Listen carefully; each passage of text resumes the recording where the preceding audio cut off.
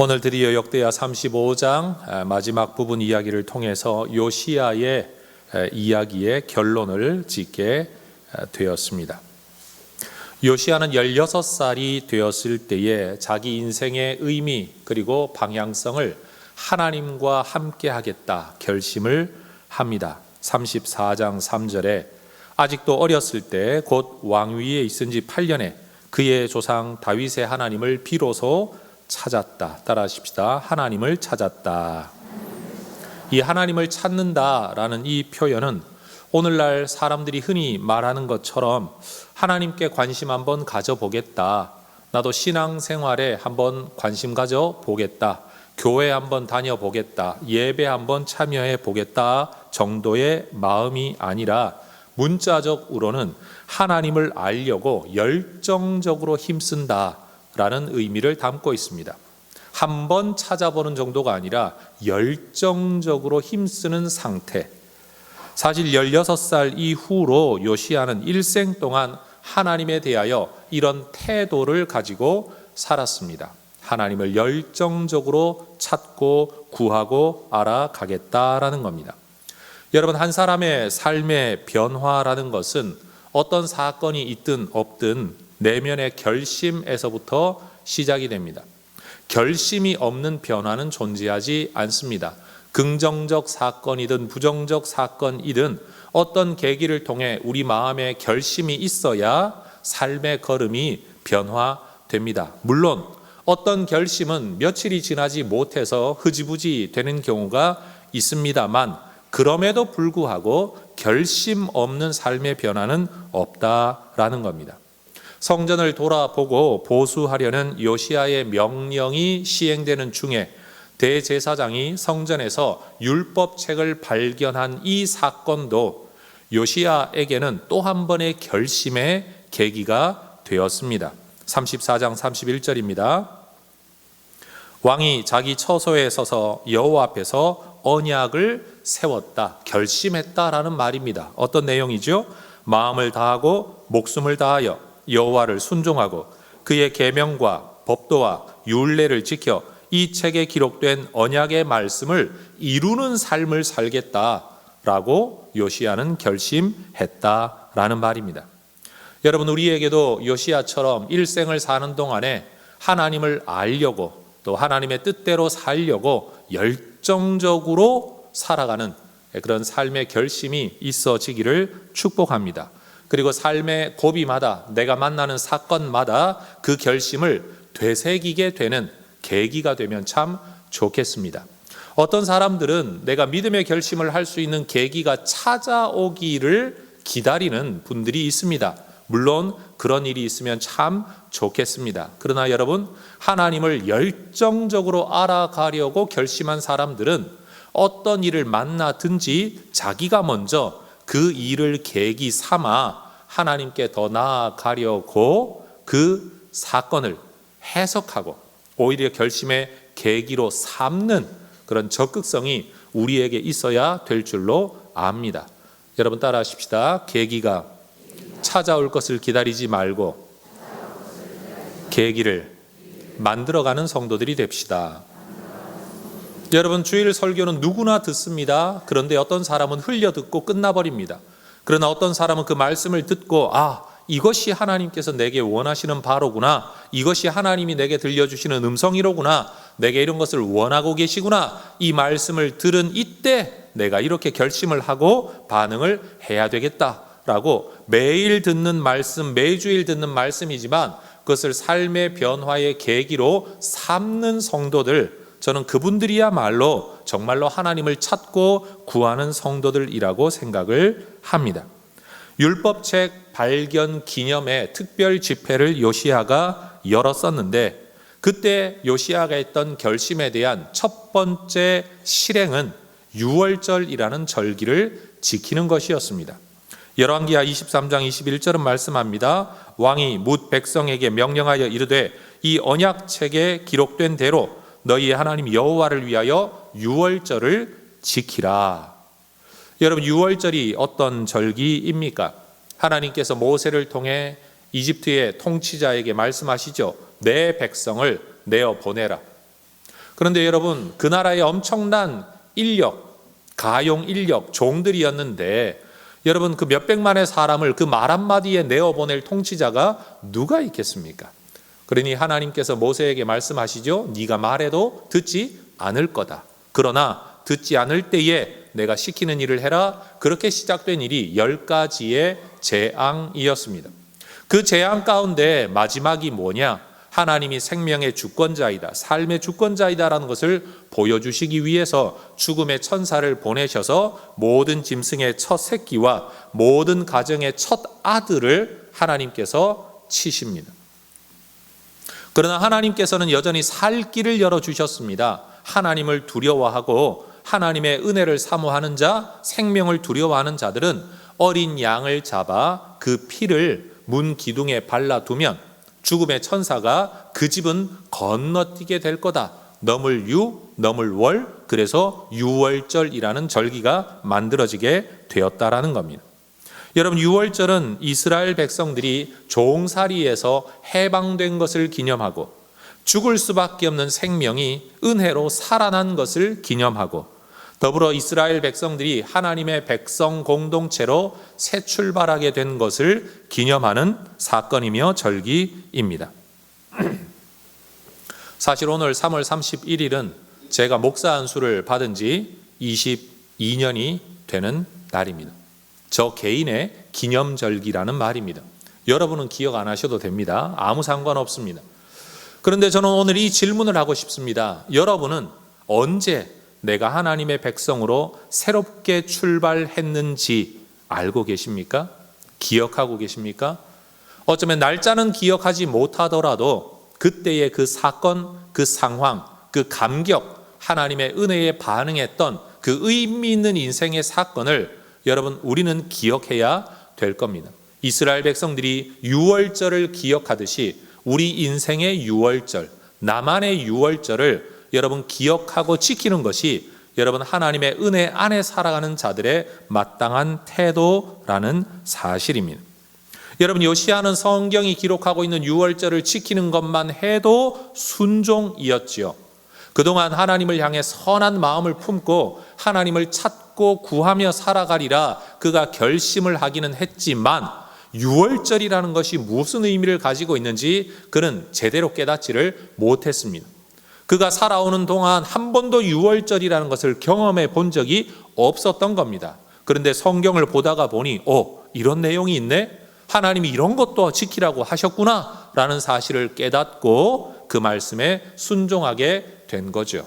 성도 여러분, 신앙생활은 하나님을 향하여 선한 마음만 가지고 있다고 되는 게 아니고요. 선한 마음을 가지고 살아가는 중에 내가 몰랐던 것에 대하여 지시하시거나 금하시면 우리가 그 말씀을 따라 살아가는 순종의 삶을 살아가는 게 신앙생활이라는 것입니다. 그러니 요시야는 자기 인생에 한 번도 지켜본 적이 없는 유월절을 성경이 명령하고 있다는 이유 때문에 이제 지키기로 결심하고 지키자고 명령합니다. 그것도 한 번도 해본 적 없는 것, 대충 하면 돼가 아니라 철저하게 준비해서 이 유월절을 지켜 나갑니다. 예를 들면 이런 겁니다. 여러분, 옛날 모세 시대에 언제나 텐트를 치고 이동하며 하나님의 약속의 땅을 향해 나아갔던 그 시대에는 하나님의 언약의 법궤는 아무나 들거나 만지거나 운반할 수가 없었죠. 그래서 하나님께서 레위 지파 가운데 특별한 사람들에게만 손으로 만지지는 마라, 대신 고리에 꿰어서 이것을 짊어지고 이동하게 하셨습니다.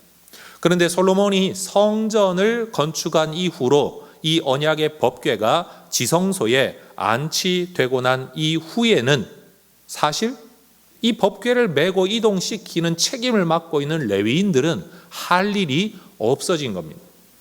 이동하는 시대에야 이 법궤를 옮기는 역할을 맡은 것이 중요한 직책이었고 할 일인데 보직은 있으나 실제로는 하지 않는 이 일, 그래서 요시야는 이런 일들까지를 세밀하게 연구해서 그들을 놀게 만들거나 나는 그 일을 해야 되는데 그 일 하지 않으니까 나는 다른 일 안 해도 된다라고 버려두지 않고 그들도 그 시대에 맞게 하나님과 하나님의 백성들을 섬기도록 새로운 역할을 부여합니다. 3절 한번 보십시오. 마땅히 너희의 하나님 여호와와 그의 백성 이스라엘을 섬길 것이니라. 여러분, 신앙생활은 하나님을 섬기는 것과 함께 사람을 섬기는 것이 신앙생활이라는 걸 잊지 마십시오. 많은 사람들이 오해하고 착각하기를 신앙은 하나님과의 관계다라고 이야기하는데 맞습니다만 그것만 있는 게 아니라 신앙은 하나님과의 관계인 동시에 사람과의 관계입니다. 하나님을 섬기고 사람을 섬기는 것이 신앙생활입니다. 교회를 다니는 사람들이 하나님께만 예배하고 하나님께만 예물을 드리는 게 아니라 사실은 사람들을 사랑하고 사람들에게도 물질을 써야 그게 진짜 신앙생활을 하는 겁니다. 하나님만 높이는 게 아니라 사람을 품는 것이 진짜 신앙생활이라는 겁니다. 따라하십시다. 하나님과 그의 백성을 섬기라. 다시요. 하나님과 그의 백성을 섬기라. 그래서 진짜 신앙생활을 제대로 하는 사람들은 하나님에 대한 경외심, 올바른 태도를 가지고 있을 뿐만 아니라 사람에게 대한 존중과 사랑의 태도를 가지고 실천하며 살아가는 것이 올바른 신앙생활이라는 겁니다.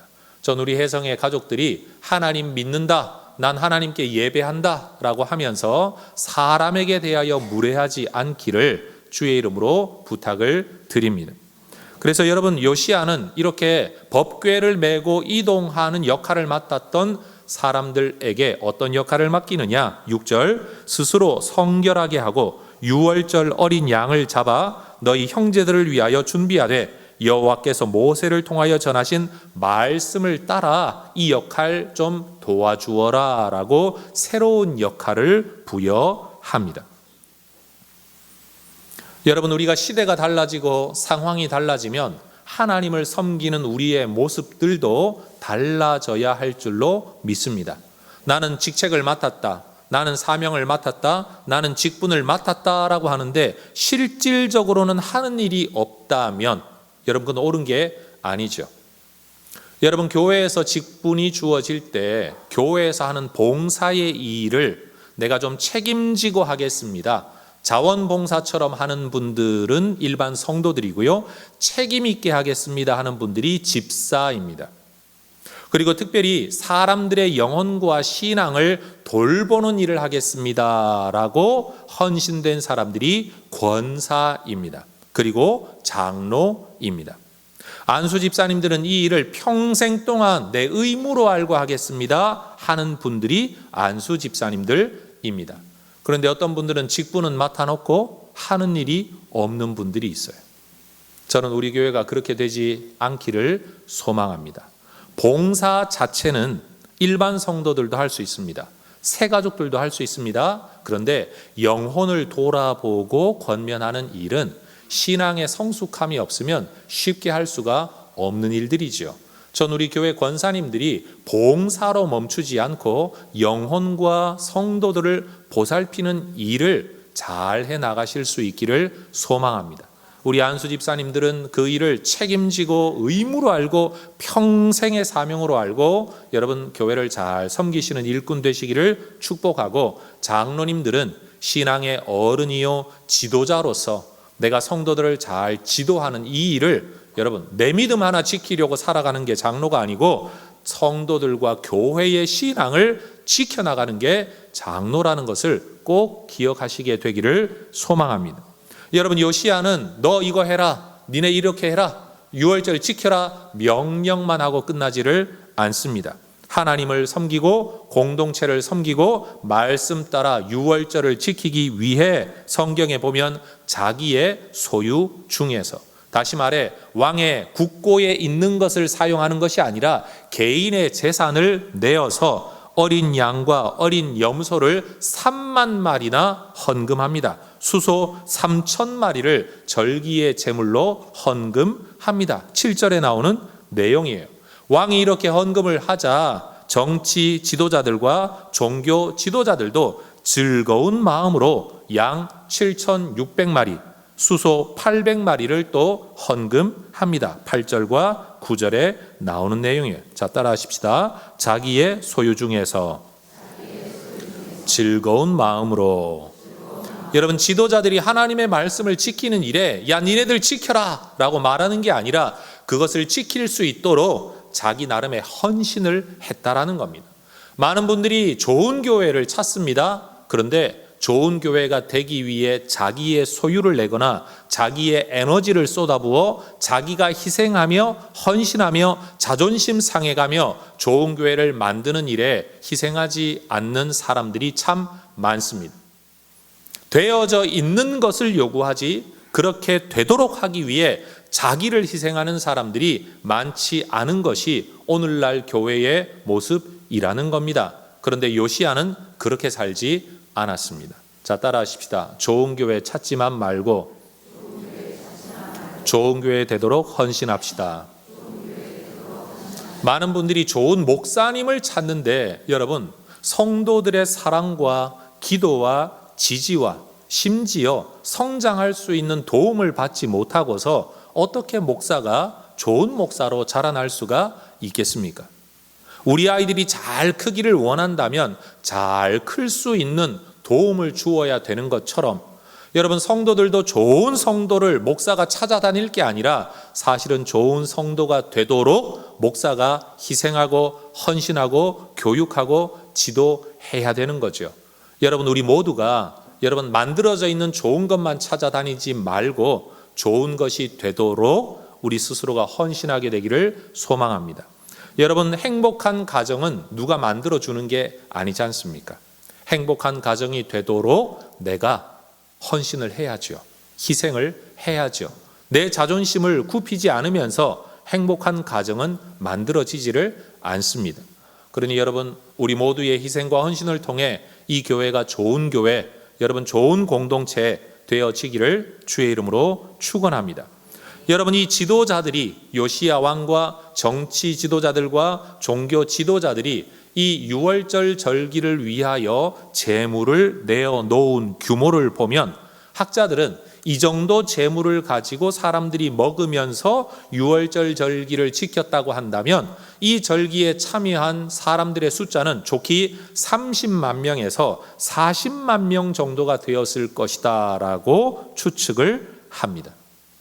여러분, 원래 유월절 절기는 각자의 가정에서 자기 집에 있는 양을 잡아서 피는 기둥에 바르고 고기는 먹으면서 그렇게 절기를 지키는 것이었습니다. 그런데 지금 요시야는 너희들이 지켜라 라고 무책임하게 던져놓는 게 아니라 함께 지키자, 예물은 내가 대겠다, 이 마음으로 가정의 절기를 전 국가적인 절기로 전환시키고 있습니다. 왜냐하면 이 당시까지만 해도 한 번도 사람들이 유월절 절기를 지킨 적이 없기 때문에, 하라고 던져놓으면 어떻게 해야 되는지 모르기 때문에, 그래서 지도자들을 세워 이렇게 하면 된다라고 도와주며 헌신하며 하나님의 백성 공동체의 유월절을 지켜나가고 있다라는 겁니다. 여러분, 가진 사람들은 아낌없이 드렸습니다. 백성들은 열정적으로 참여했습니다. 예물과 제물, 음식은 넘쳐났고 여러분, 참여한 사람들의 마음에는 기쁨이 있었습니다. 받아먹는 사람들만이 아니라 바치는 사람들에게도 즐거움이 있었다라는 말입니다. 여러분, 어떤 잔치 자리를 갔을 때 썰렁한 분위기만큼 민망한 자리가 없지 않습니까? 자고로 잔치라는 건 풍성해야, 그리고 사람들이 음식도 넘쳐나고 사람도 시끌벅적해야 여러분 잔치가 잔치되지 않겠습니까? 특별히 본문을 보면 여러분, 각 집에서 짐승을 잡았다면 작은 일입니다. 짐승 다 잡고 가족들끼리 모여 앉아 유월절 절기를 지키며 음식을 먹으면 되는데, 여러분 몇만 마리의 짐승을 잡아 제공하고 성도들은 그것을 받아 식사를 하는 일이라면, 여러분 이 음식을 준비하는 사람들, 짐승을 준비하는 사람들은 말 그대로 끝까지 일만 해야 되었습니다. 그러면 이렇게 말할 수 있죠. 누군가는 받아 먹은 음식으로 즐거워하는데 음식 준비하는 사람들은 뼈골 빠지게 준비해서 밥도 못 먹는 일이 생겨나는 경우가 있지 않습니까? 근데 오늘 본문의 이야기를 읽어보면요, 사람들이 그들을 위해서도 특별히 준비해서 한 명도 이 일 때문에 소외되지 않도록, 일하는 사람들은 소외당하지 않도록 배려했다는 이야기가 본문에 나옵니다. 이 모든 일이 어떻게 이루어졌느냐? 6절, 여호와께서 모세를 통하여 전하신 말씀을 따라 이루어졌고, 12절, 모세의 책에 기록된 대로 이루어졌고, 13절, 규례대로 이루어졌고, 16절, 왕의 명령대로 실행되었다라고 말합니다. 그러니 여러분, 이 유월절 절기를 지키는 모든 일이 왕으로부터 백성들까지 모두가 하나님의 말씀대로 이 일을 지키려고 무진 애를 썼다는 사실을 성경의 기록자는 우리에게 들려주고 있는 거죠. 자, 따라하십시다. 여호와께서 전하신 말씀을 따라 모세의 책에 기록된 대로, 규례대로, 왕의 명령대로, 여러분, 유월절은 그렇게 지켜지고 있었습니다. 유월절을 이렇게 성대하게 정성을 다해 지키는 내용뿐만 아니라 이 유월절에 참여하는 사람들의 범위를 두고 보더라도 이 유월절은 전무후무한 절기였다라고 평가를 받습니다. 자, 18절 같이 한번 읽어 보겠습니다. 선지자 사무엘 이후로 이스라엘 가운데서 유월절을 이같이 지키지 못하였고, 이스라엘 모든 왕들도 요시야가 제사장들과 레위 사람들과 모인 온 유다와 이스라엘 무리와 예루살렘 주민과 함께 지킨 것처럼은 유월절을 지키지 못하였더라. 따라하십시다. 요시야가 지킨 것처럼은 지키지 못하였더라. 여러분, 많은 사람들이 유월절을 지켰죠. 히스기야도 사실은 유월절을 지켰었습니다. 그러나 그는 준비가 미흡했죠. 그래서 1월 14일에 지켜야 할 절기를 2월 14일에 지키기도 했죠. 그때 드려진 예물도 큰 것이긴 했지만 요시야 때에 비하면 별것 아니었습니다. 참석의 범위나 대상에 있어서도 여러분, 예루살렘에 거하는 심지어 이방 족속들조차도 이 절기에 참여를 했던 것 같습니다. 전 국가적이고 전 공동체적인 절기를 지켰던, 그래서 이때만 하지 못했다. 그 어떤 때도 우리가 하나님을 섬기고 우리가 하나님께 함께 섬겼던 이 시대의 영광만큼은 다른 사람이 보지 못했다라고 말할 만큼, 평가받을 만큼 우리 시대가 주의 은혜로 충만하게 되기를 소망합니다. 여러분, 유월절 이야기에서 볼 수 있는 것처럼 요시야는 그가 했던 일만 남달랐던 게 아닙니다. 사실은 그의 삶이 남달랐죠. 열왕기하 23장 25절은 요시야의 삶을 두고 이렇게 평가를 합니다. 같이 읽겠습니다. 요시야와 같이 마음을 다하며 뜻을 다하며 힘을 다하여 모세의 모든 율법을 따라 여호와께로 돌이킨 왕은 요시야 전에도 없었고 후에도 그와 같은 자가 없었더라. 여러분, 요시야 전에도 없었고 후에도 요시야 같은 자가 없었다. 여러분, 성경은 요시야의 삶에 대하여 극찬하고 있습니다.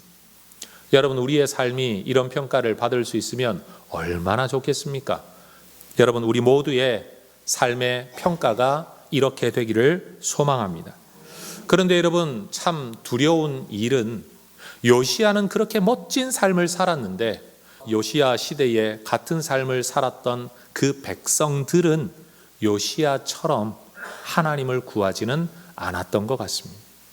그의 할아버지였던 므낫세의 50여 년의 통치, 아버지 아몬의 단 2년의 통치, 그 50몇 년의 기간 동안 이 유다의 백성들은 하나님의 속을 엄청 긁어놓았어요. 성경은 말합니다. 열왕기하 23장 26절, 그러나 여호와께서 유다를 향하여 내리신 그 크게 타오르는 진노를 돌이키지 아니하셨으니 이는 므낫세가 여호와를 경노하게 한 그 모든 경노 때문이다. 하나님이 므낫세 시대에 이어지는 이스라엘 백성들, 남유다의 백성들의 이 불신앙과 하나님의 마음을 여러분 노엽게 한 이 삶에 대하여 우리 하나님은 진노하셨고 이 진노를 거두어 드리지 않으셨다라는 겁니다. 요시야가 그렇게 믿음으로 살려고 했었음에도 불구하고 요시야 때문에 그들의 죄를 사해 주지는 않으셨다라는 겁니다. 요시야 때문에 하나님의 진노를 미루어 주기는 하셨지만 없애 주지는 않으셨다라는 겁니다. 그러나 하나님은 요시야에게는 약속하셨죠. 네가 믿음의 길을 걸었기 때문에 너는 내가 이 민족에게 쏟아붓는 진노를 보지 않게 될 것이다. 역대하 34장 28절 그러므로 내가 너에게 너의 조상들에게 돌아가서 평안히 묘실로 들어가게 하리니 내가 이곳과 그 주민에게 내리는 모든 재앙을 너는 눈으로 보지 못할 것이다. 믿음의 길을 걸었던 너만큼은 내가 이 모든 재앙에서 면하게 해 주겠다. 그런데 여러분, 하나님이 요시야에게 이런 은혜의 말씀을 주시면 우리는 뭔가 좀 기적적인 방법으로, 긍정적인 방법으로 이 말씀이 이루어질 것이라고 예상을 하는데 하나님의 이 약속은 우리가 생각했던 것처럼 이루어지지는 않았습니다. 당시 남유다를 둘러싼 국제 정세는 굉장한 변혁기였습니다. 변화기였습니다. 요시야가 통치하고 있던 바로 그 시대에 여러분 아수르는 최강대국이 맞았지만 바벨론이라는 새로운 나라가 성장하고 있었습니다. 심지어 요시야가 통치하고 있던 그 시대에 바벨론은요 아수르의 수도를 점령해 버립니다. 그리고 아수르 역시 완전히 패망한 것은 아니지만 여러분 이 바벨론을 피하여 유프라테스 강을 거슬러 상류로 올라가 갈그미스라는 어떤 지역을 거점으로 바벨론과 아직도 대치 중에 있었습니다. 수도는 빼앗겼지만 아직 나라가 완전히 망해버린 것은 아닌 상태였다라는 겁니다. 이때 이미 아수르와 어떤 관계를 맺고 있었던 이집트, 여전히 또 하나의 강대국이었죠. 그런데 새로운 바벨론이 이 나라를 멸망시키는 것을 이집트는 원치 않았습니다. 아수르가 그나마 남아있으면 아수르와 연합해서 바벨론과 대항할 수 있지만 만약 바벨론이 아수르를 다 점령해버린다면 이집트 혼자서 앞으로 바벨론과 맞서야 하니까 비록 아수르가 우리 편이다 라고 말할 수는 없지만 힘의 균형이 이루어지려면 아수르가 살아남는 게 좋겠다라고 판단한 것이 이집트의 통치자였습니다. 여러분 이집트의 통치자를 일컫는 호칭이 바로 파라오입니다.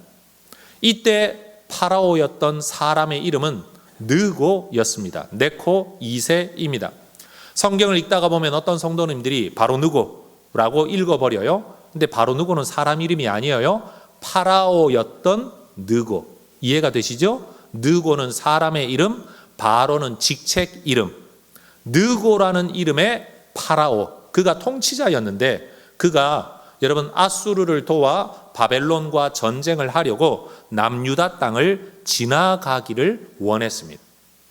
그래서 여러분 이 요시야 왕에게 말을 하는 겁니다. 내가 지금 저 바벨론과 싸우기 위해 이 땅을 좀 지나가자. 길을 좀 열어달라. 우리는 너를 공격하려고 하는 게 절대 아니다 라고 말을 합니다.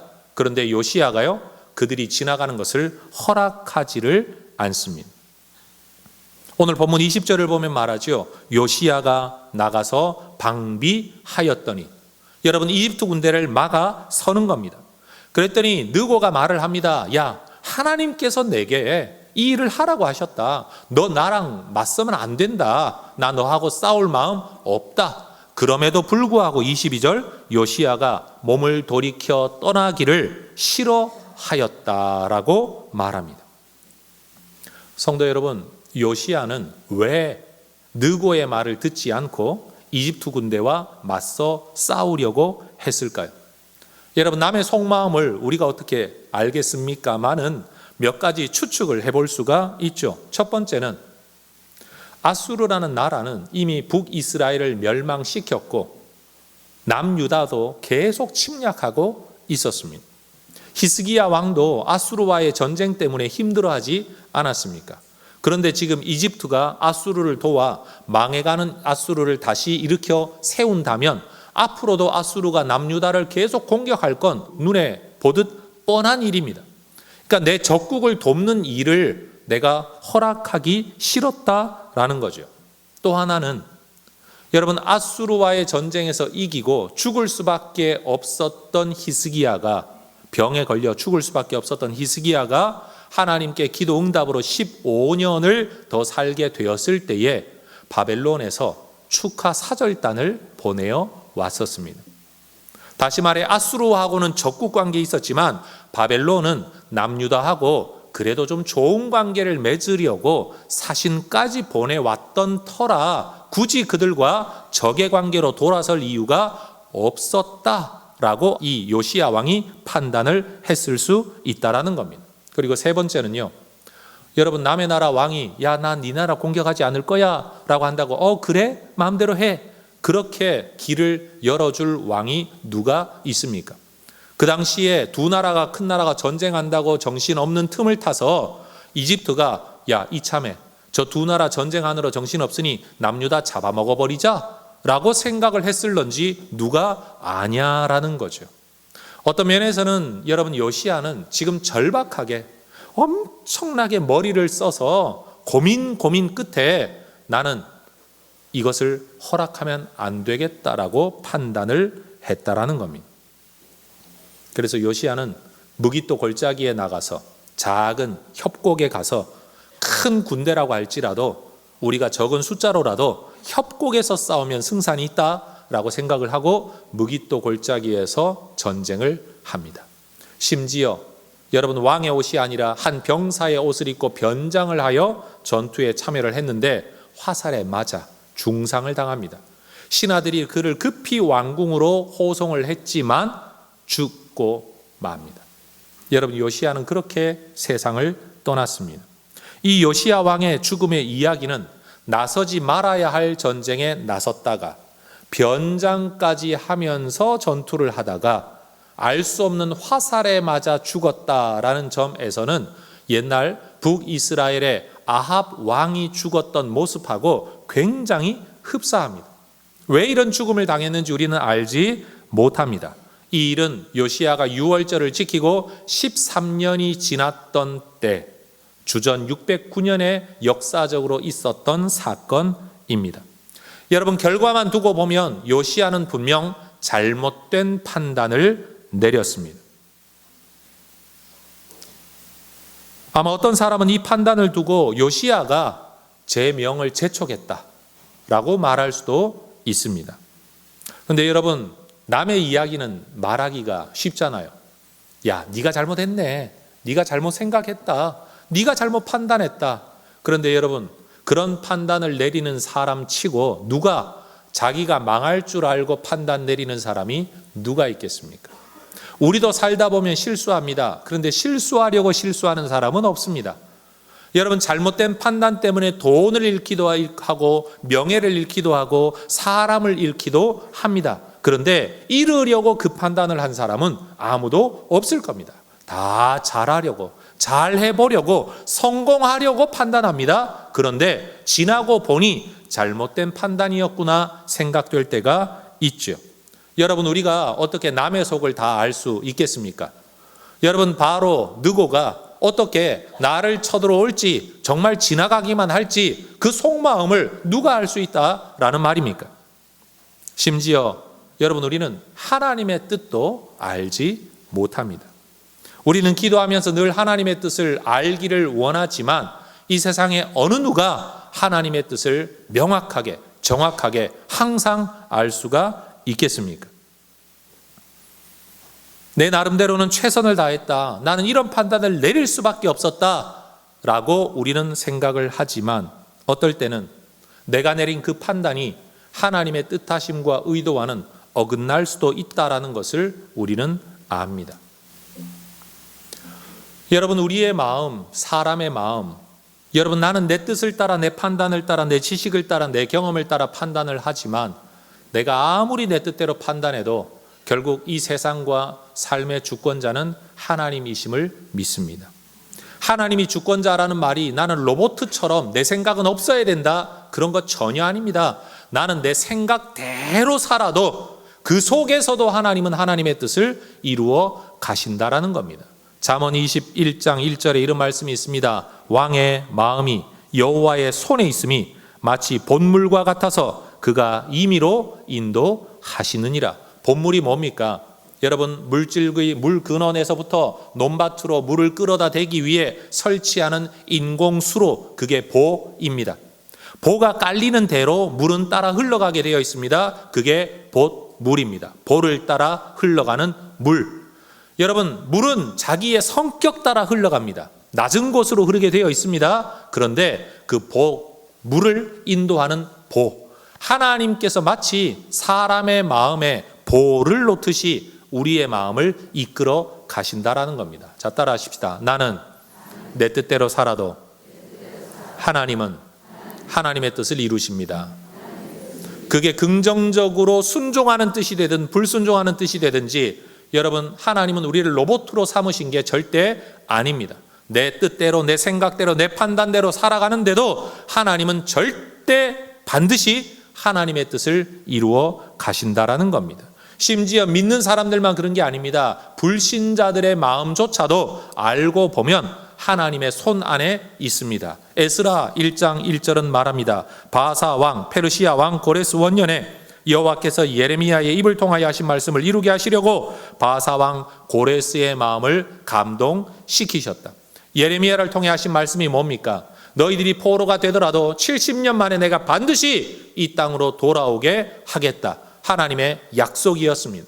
그 하나님의 약속을 이루시기 위해 하나님께서는 믿음의 지도자를 일으키거나 다윗 같은 인물을 일으키시는 게 아니라 이방의 왕이었던 고레스의 마음에 어떤 정치적 판단을, 자기가 이것을 판단을 하면 자기 나라에 유익할 거라고 생각을 하고 관용 정책을 펼칩니다. 포로된 자들, 원하는 자는 누구든지 자기 땅으로 돌아가 너희들의 신을 섬겨라, 이런 정책을 펴게 만들었다라는 겁니다. 성경은 이것을 두고 하나님께서 왕의 마음을 감동시키셨다라고 표현을 합니다. 여러분, 고레스가 하나님을 믿었나요? 아닙니다. 이스라엘에 유익하게 하려고 이런 결정을 내린 건가요? 아닙니다. 이스라엘만 돌아간 게 아니라 여러분, 페르시아 제국 안에 있는 각 나라들의 사람들을 다 자기 땅으로 원하는 사람 가라고 정책을 펼친 것 뿐입니다. 그런데 이방 왕의 정치적 판단을 통해서도 하나님은 약속하신 바 말씀을 이루어 가셨다라는 겁니다. 여러분, 때로 우리가 의도적으로 악을 행하려고 그런 것이 아니었음에도 불구하고 실수하고 실패할 수 있습니다. 그러나 하나님은 하나님의 믿음, 하나님의 길을 따라 걸으려는 자들의 삶을 실수함에도 불구하고 반드시 인도하십니다. 우리가 여러분 잘못된 판단을 내렸다고 할지라도 하나님은 그 모든 것을 합력하여 하나님의 뜻을 이루어 가실 줄로 믿습니다. 그러니 알 수도 없는 하나님의 뜻을 알려고 자꾸 발버둥 칠 게 아니라 우리는 하나님에 대한 믿음 가지고 말씀 따라 여호와의 길, 다윗의 처음 길을 걸어가다가 보면 능력 없는 사람들도 하나님이 높이실 때가 있지 않았습니까? 질 수밖에 없는 전쟁에서도 기적으로 건져주실 때도 있지 않았습니까? 심지어 요시야는 잘못된 판단을 내려 죽임을 당했지만 그것이 자기의 후손들과 그 민족과 나라에 임하는 하나님의 재앙을 보지 않고 평안한 가운데 떠나게 된 남의 나라에 여러분 종살이하며 끌려가지 않는 길이 되었다라는 말입니다. 이때로부터 몇십 년만 지나면 22년 만에 여러분 4명의 왕이 바뀝니다. 그리고 그들은요 남의 나라에 끌려갑니다. 쇠사슬에 끌려갔다가 돌아왔다가 눈 뽑혔다가 이런 정말 어마어마한 일들을 당합니다. 그런데 하나님은 요시야로 하여금 그런 일을 당하지 않도록 미리 막아 주신 겁니다. 따라하십시다. 때로는 죽음도 은혜일 수 있습니다. 다시요. 때로는 실수도 은혜일 수 있습니다. 예수님께서 십자가에 달리셨을 때에 사람들은 구원자가 실패했다라고 조롱했습니다. 로마 군병들도 말합니다. 네가 구원자라면 네 자신부터 구원해봐라. 눈을 가려놓고 때립니다. 야, 누가 때렸는지 맞춰봐라. 네가 진짜 선지자라면, 네가 진짜 구세주라면 이런 것 정도는 알지 않느냐? 조롱했습니다. 객관적으로 보면 예수님의 순환과 십자가의 죽음은 실패처럼 보입니다. 여러분, 사람들은 자기의 정치적 이익을 따른 빌라도, 종교적 권세를 따른 종교 지도자들, 그저 눈에 보이는 대로 휩쓸렸던 군중들의 모든 판단들 다 누가 시켜서 한 게 아니라 자기 스스로 내린 판단입니다. 그런데 그 모든 판단 중에 인간의 뜻이 실행되어지는 과정 속에 하나님은 우리를 향한 하나님의 구원의 역사를 이루어가고 계셨습니다. 예수님은 십자가에서 실패하신 게 아니라 하나님의 섭리, 구원을 이루셨습니다. 여러분, 예수님이 죽으신 때가 언제입니까? 유월절 절기 기간입니다. 여러분, 출애굽의 사건의 첫 유월절은요, 주전 1440년 어간에 있었던 사건입니다. 그런데 주후 30년 어간에 있었던 예수님의 유월절의 죽음이 무엇을 의미합니까? 죽을 수밖에 없는 우리, 임할 수밖에 없는 하나님의 진노 앞에 예수님 스스로가 여러분 유월절 어린 양이 되셔서 그 피를 쏟으셨고, 그 피를 내 마음의 문 기둥에 바르는 자들은 누구든지 구원을 얻게 되는 일들. 여러분, 약 1500년이나 건너뛰는 이 사건이 어떻게 누가, 어떤 사람이 예측하고 예언하고 계획을 해서 이런 일을 이룰 수 있겠습니까? 하나님이 하신 일입니다. 여러분은 1500년 후에 있을 일을 예측할 수 있습니까? 이루어낼 수 있습니까? 이것이 바로 하나님의 섭리, providence, 그리고 하나님의 경륜입니다. 하나님이 뜻하신 바는 반드시 이루어집니다. 때로는 누군가의 실수를 통해서도, 때로는 누군가의 긍정적인 헌신을 통해서도, 때로는 이방 왕의 정치적 판단을 통해서도 하나님의 뜻은 이루어지는 겁니다. 그러니 성도 여러분, 저는 여러분에게 부탁드리고 싶습니다. 미래에 대한 두려움 속에 살지 말고 내가 하나님 앞에 바른 중심만 가지고 살면, 믿음의 길을 따라 걷겠다는 결심만 가지고 살면 하나님께서 반드시 견고하고 창대하고 점점 강하게 하실 것이고, 심지어 실패하고 폭망한다고 할지라도 그것조차도 하나님의 섭리 안에 내게 유익되게 하시려고 하나님이 주시는 은혜이다. 여러분, 이 믿음 가지실 수 있기를 축복합니다. 그러니 여러분, 사도 바울은 말하지 않습니까? 궁핍하고 가난한 거 그거 문제되지 않는다. 하나님 앞에 중심 가지고 순종하려는 길만 걸으면 하나님이 그 모든 상황에서 하나님이 뜻하신 바를 이루시게 될 거다. 여러분, 예수 믿는 자의 진정한 담대함은 여기에서 나오는 겁니다. 성공할 것을 보장해 달라고 기도할 게 아니라, 하나님, 나는 믿음의 길 걷겠습니다. 허락하시면 성공을 주시고, 실패한다고 할지라도 하나님께서 원하시는 뜻을 이루어 가실 줄 믿습니다. 그러나 나는 고의적으로 하나님의 뜻을 거스르지는 않겠습니다. 하나님, 나는 하나님의 영광을 위해, 하나님의 기뻐하심을 위해, 믿음의 길을 위해 말씀을 따라 최선을 다해 선택하겠습니다. 그러니 여러분, 믿음의 백성들이 가지는 담대함은 성공의 보장에서 오는 게 아닙니다. 하나님의 신실하심에 대한, 그분의 성품에 대한 믿음에서 여러분 삶에 대한 담대함이 오는 겁니다. 내가 너 성공시켜주겠다, 내가 너 반드시 일 되게 하겠다, 그 약속을 받아야만 담대하게 살아가는 게 아니라는 겁니다.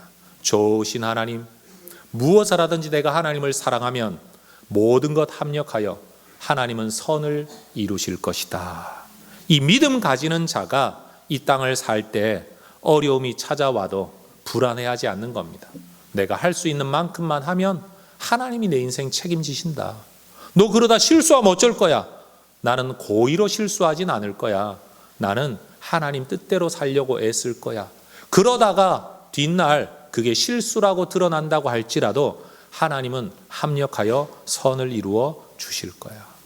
하나님의 흰 구두에 검은 구두약을 묻히는 한이 있더라도 하나님은 그것을 비난하지 않으실 거야. 여러분, 우리 하나님은 좋으신 하나님이십니다. 주권자 하나님이십니다. 말씀하신 것은 반드시 이루시는 하나님이십니다. 그 하나님을 섬기며 그 하나님의 뜻을 따라 살아가려고만 한다면 하나님은 반드시 좋은 일을 통해서도 나쁜 일을 통해서도 우리에게 복되게 하실 줄로 믿습니다. 이런 믿음을 가지고 살았던 요시야가 세상을 떠났을 때에 24절 온 유다와 예루살렘 사람들이 요시야를 슬퍼하였습니다. 그의 존재를 아까워했습니다. 25절 예레미야는 그를 위하여 애가를 지었습니다. 슬픈 노래를 지었습니다. 그리고 모든 노래하는 남자들과 여자들은 요시야를 슬피 노래했습니다. 오늘까지 그 가사가 애가 중에 기록되었다라는 말이 예레미야 애가는 아닙니다. 예레미야가 불렀던 슬픈 노래가 있었는데 이 역대기를 기록할 때까지만 해도 구전되어 전승되어 왔었다라고는 하지만 오늘날 우리는 그것을 자료로 가지고 있지는 못합니다. 예레미야가 쓴 예레미야 애가라는 노래는 또 다른 슬픔의 노래라는 것을 우리는 알아야 할 겁니다. 그럼에도 불구하고 한 사람의 존재와 삶과 죽음에 대하여 선지자가 백성들이 슬퍼하고 노래를 했다. 이유가 뭡니까? 실수하지 않은 삶이라서가 아닙니다. 그의 삶의 방향이 하나님이 그를 존귀하게 만들기 원하셨기 때문입니다. 여러분, 우리의 삶과 우리의 죽음이 우리 주변의 사람들과 후대로부터 이런 슬픔, 애도, 애가를 받을 수 있는 인생 되시기를 주의 이름으로 축원합니다. 성도 여러분, 우리는요 말씀을 따라 살아야 합니다. 그렇게 살아가다가 보면 우리의 인생은 하나님의 섭리를 따라 움직여가게 될 것입니다. 자, 따라 하십시다. 말씀 따라, 섭리를 따라. 그게 오늘 설교의 제목입니다. 우리는 하나님의 섭리를 알지 못합니다. 하나님의 섭리는 지나고 나야만 알 수 있습니다.